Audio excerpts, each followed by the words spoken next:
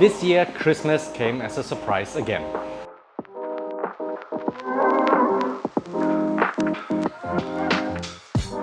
In Siemens, the fiscal year starts today on October 1st.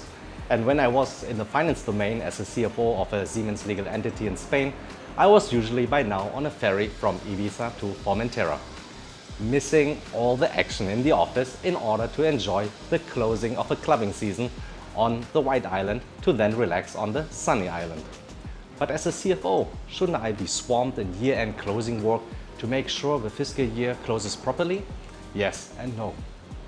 I was swamped in work, but just like Christmas, Easter, the fiscal year end or quarter end, the date is known, the tasks are known.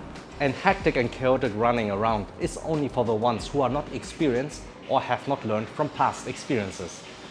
Preparation, planning and processes, definition and execution are key, with the foundation of trust and knowledge. So back to year-end closing. We prepared all what we could well ahead in time. We had contingencies in place and good processes for the expected and processes for unwanted occurrences as well. And yes, I trusted the team and the team trusted me so that I could go on vacation in the seemingly most critical time and leave the rudder to them temporarily. Whenever something truly unexpected happened, my staff just needed to ask themselves 2 to 3 questions and a decision could be made in good conscience and confidence. I considered it a level of mastery. The CFO was MIA during the seemingly most important time. Was I available via phone? Yes, of course. Did I get a phone call? Yes, of course too. For example, my head of accounting and controlling asking me how the sunset and the cocktails are and letting me know all is fine. Luckily, I was able to meet him this summer and treat him some cocktails after more than a decade of friendship and leadership. He is now the CFO, by the way, and maybe also out partying right now. At least I hope.